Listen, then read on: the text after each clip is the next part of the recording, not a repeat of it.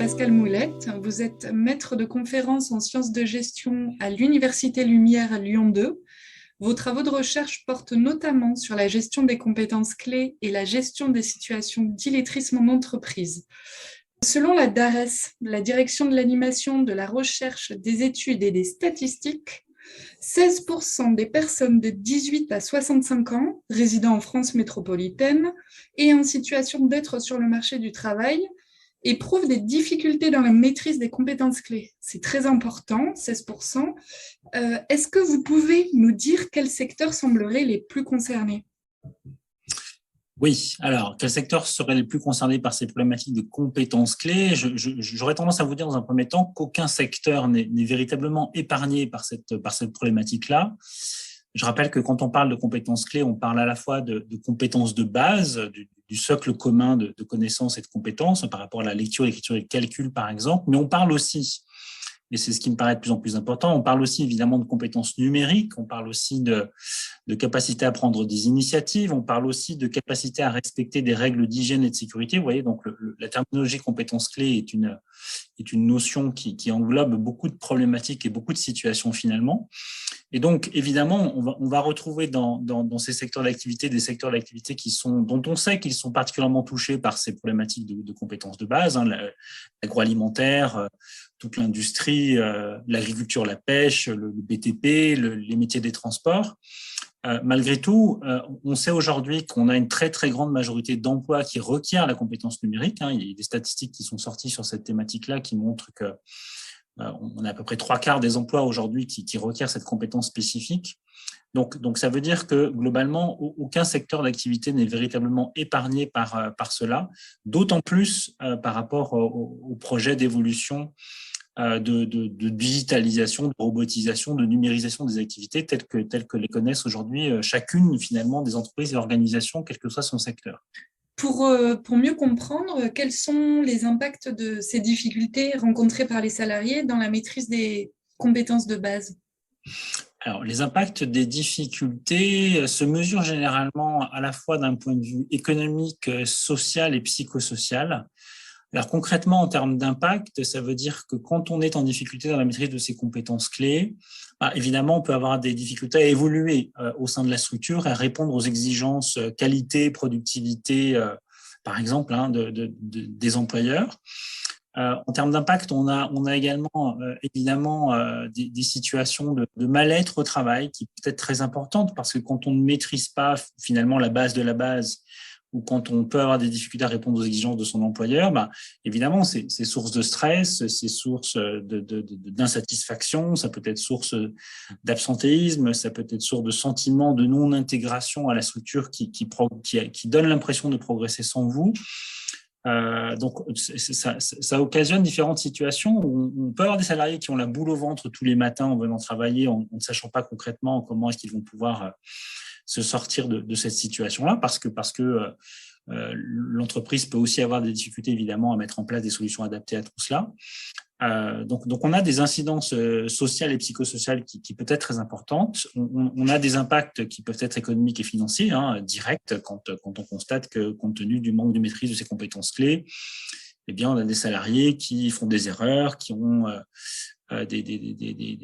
qui mettent plus de temps pour réaliser des opérations, donc des problématiques de productivité, qui s'absentent, je l'ai dit, qui refusent un certain nombre de changements au sein de la structure qui s'imposent à eux aujourd'hui.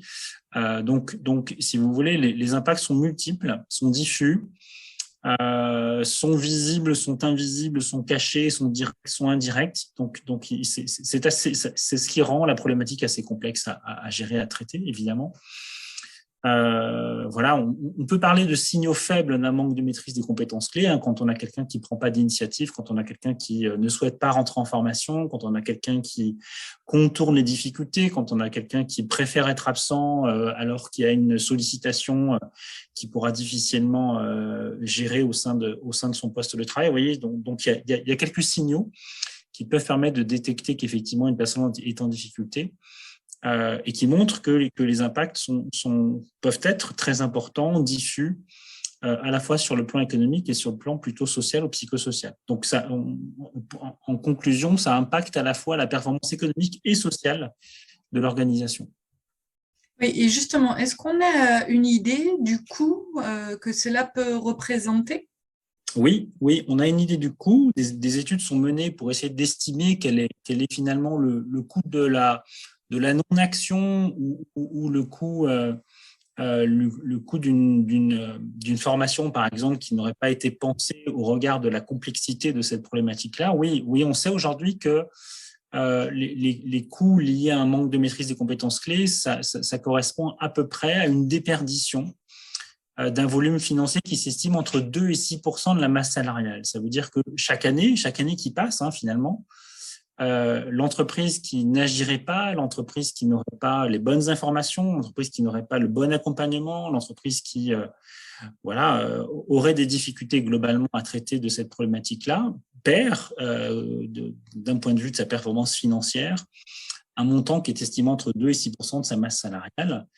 Avec l'idée que plus on attend, plus évidemment le coût peut être important et surtout la remédiation aura un coût qui pourra être important compte tenu du temps qu'un salarié aura été mis, par exemple, à l'écart de dispositifs de formation.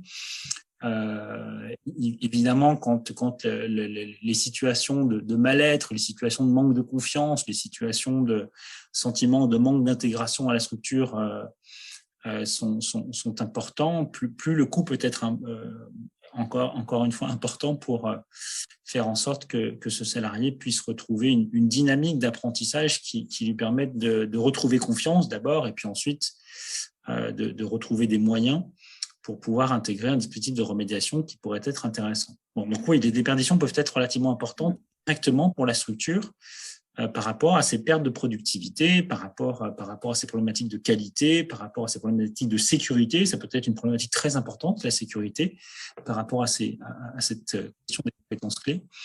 Par rapport à tout ce que prennent en charge les collègues pour pouvoir pallier la difficulté d'un membre de leur équipe.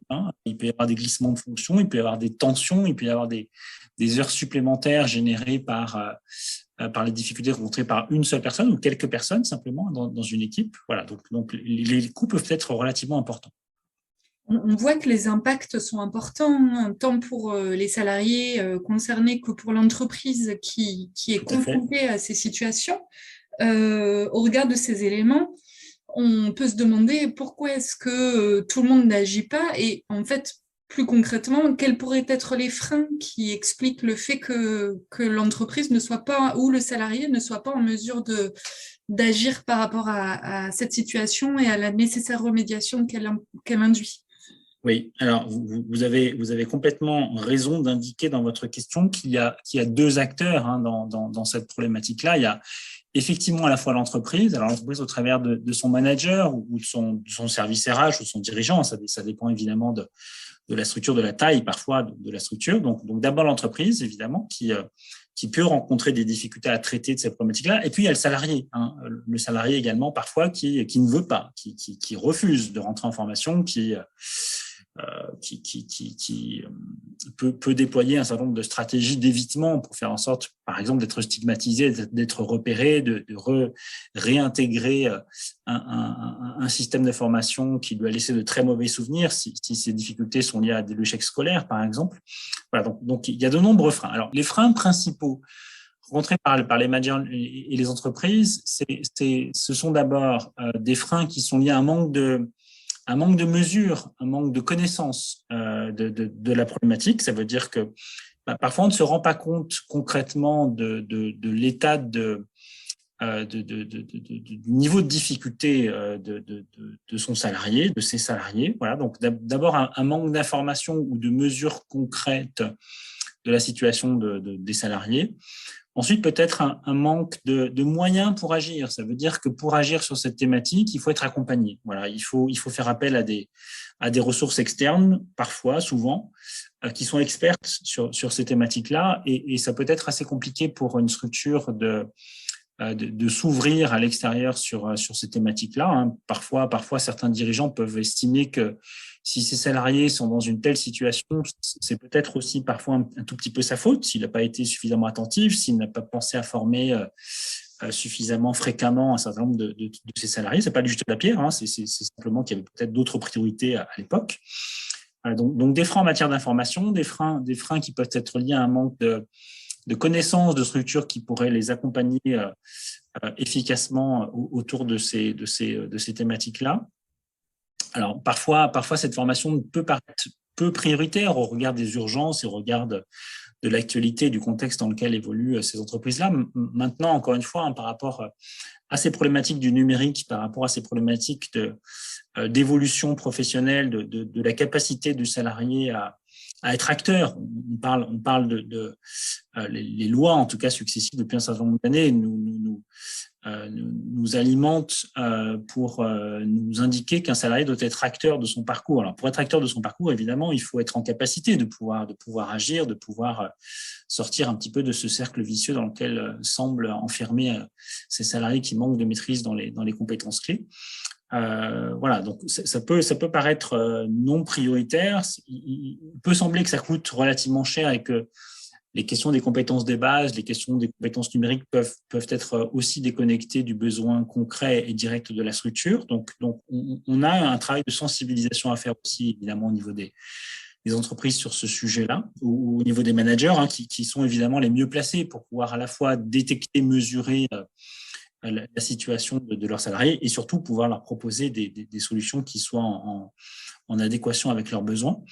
Donc ça, c'est pour la partie employeur et manager. Alors, les salariés, hein, je le disais tout à l'heure, les freins à la lutte contre l'illettrisme ou contre les problèmes des compétences clés en entreprise, parfois ça vient du salarié qui ne souhaite pas révéler ses difficultés, qui a de fortes appréhensions par rapport au dispositif de formation classique, qui pense que partir en formation, évidemment, ça va être source de désorganisation pour lui. Ça peut vouloir dire qu'il y aura à l'issue de la formation une progression, une évolution, un changement. Et or, on sait que pour ces personnes qui sont en difficulté dans les compétences clés, tout changement est source de grandes perturbations. Donc, on peut avoir des salariés qui refusent, d'aller en formation. Voilà, je mène des entretiens annuels d'évaluation, je mène des entretiens professionnels, je détecte qu'il y a des besoins. Voilà, donc ça veut dire que en tant qu'employeur, en tant que manager, je fais bien mon travail de mesure des besoins de formation et je peux avoir un salarié qui d'année en année refuse. Donc, le frein, ça peut être d'essayer de convaincre. Pardon, pas le frein. Hein. La solution, évidemment, c'est d'essayer de convaincre un salarié d'y aller, un salarié de franchir le pas par rapport à cela.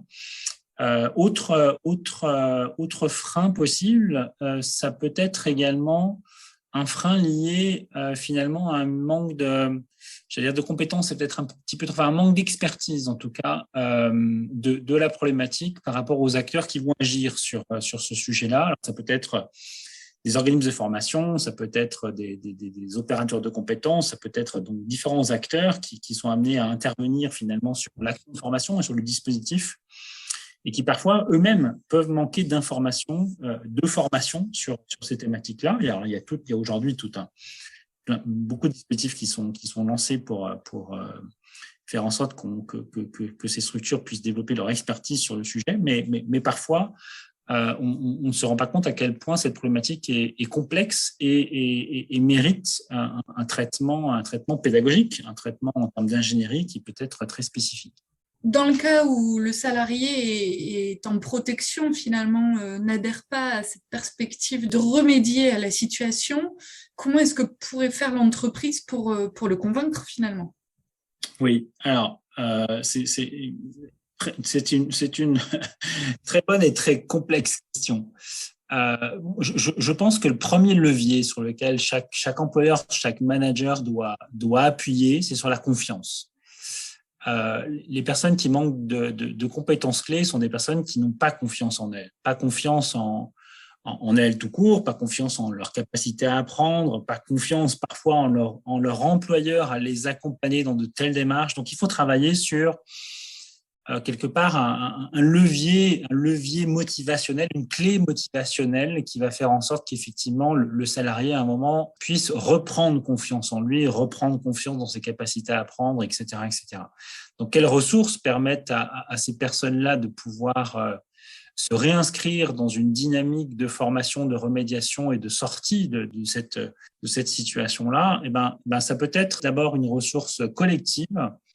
Ça évite la stigmatisation de la démarche et la stigmatisation de la personne qui rentre dans un processus de formation. Donc, ça veut dire qu'il faut idéalement essayer d'inscrire la formation dans les compétences clés dans un dispositif plus général, finalement, de relèvement des compétences de l'ensemble des effectifs. Un dispositif collectif qui propose, du coup, un relèvement des compétences de l'ensemble des salariés. Ça implique que le salarié puisse percevoir qu'il y a finalement une démarche politique, un message politique fort de la part d'une direction qui effectivement met des moyens et développe des dispositifs pour faire en sorte de pouvoir accompagner chacun, quelle que soit sa situation. Donc c'est une première ressource. Une autre ressource importante, c'est vraiment de pouvoir partir des situations concrètes de travail. Voilà, il y a finalement pas pire dispositif que celui qui sera effectivement axé sur les compétences clés, mais trop déconnecté des situations de travail. Il faut d'abord redonner confiance en cette personne, dans sa capacité à pouvoir se former, pouvoir utiliser les acquis de la formation sur le poste, pouvoir transférer les acquis, encore une fois, sur le poste de travail, parce qu'il faut d'abord reprendre confiance en soi au quotidien. Et le quotidien, c'est bien le travail. D'abord, confiance en soi et sur la confiance en la capacité de l'entreprise à pouvoir former suffisamment justement pour que cette personne puisse envisager une perspective d'avenir au sein de la structure. Donc, partir des situations de travail, c'est un élément qui est déterminant pour faire en sorte de travailler justement sur cette clé motivationnelle. Alors, je disais aussi que l'une des ressources pour faire en sorte que quelqu'un accepte finalement le dispositif qu'on lui propose, c'est de lui montrer aussi que la formation pourra être bénéfique pour son hors-travail. Beaucoup de salariés qui passent par des formations sur les thématiques de compétences clés, par exemple si on reste sur les compétences de base, sur lecture, calcul et numérique, on leur montre qu'en travaillant sur ces sujets-là, eh bien, ils pourront mieux suivre l'éducation de leurs enfants, ils pourront mieux vivre aussi leur travail. Et ça peut être un vrai levier de motivation pour eux que de se dire, ah oui, effectivement, je vais pouvoir d'abord m'immiscer peut-être un peu plus fortement dans le quotidien de ma vie familiale. Je pourrais utiliser des ordinateurs aussi chez moi, je pourrais utiliser les tablettes, je pourrais suivre ce qui se passe en termes de devoirs, en termes de notes. Donc ça peut être une clé aussi pour faire en sorte que la personne retrouve le goût pour l'apprentissage finalement et ça peut levier des barrières au refus systématique de rentrer dans des dispositifs.